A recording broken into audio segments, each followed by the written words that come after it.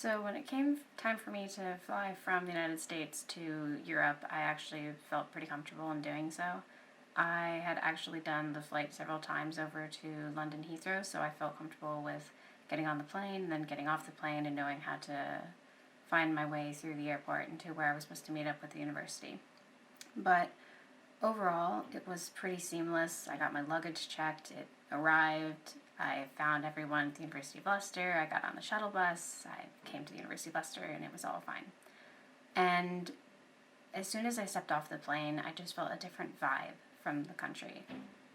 It's kind of unexplainable, but it's a feeling of euphoria and excitement at being somewhere new, but also somewhere that sparks a bunch of joy.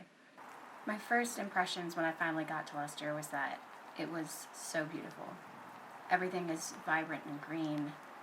The scenery is amazing. Every single piece of architecture and house that I saw everywhere had a sense of uniqueness and belonging, and it was just a really cool community.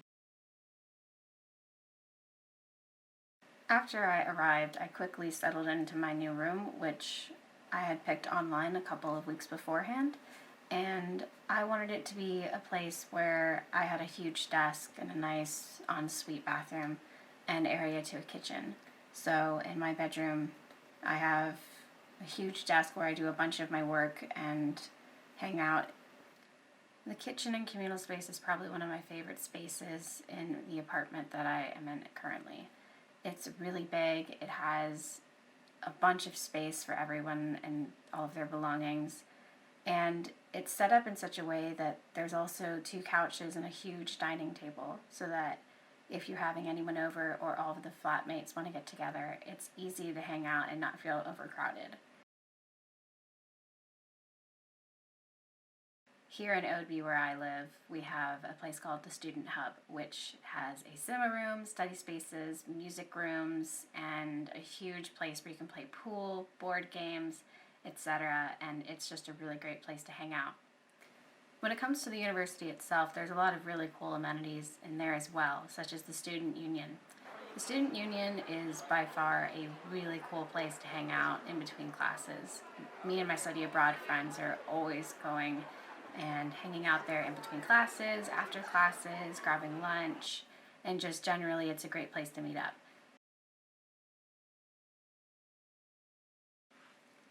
When it came to my first week of classes, I thought it was pretty straightforward and easy to understand, but I quickly learned that I had an issue with my schedule, and I was able to thankfully quickly find a solution and get it all sorted out with the university.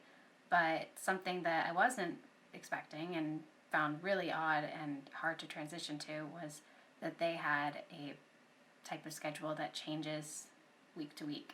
You could be going to a lecture one day, but then the next week it changes to a different building or it's at a different time at a different day.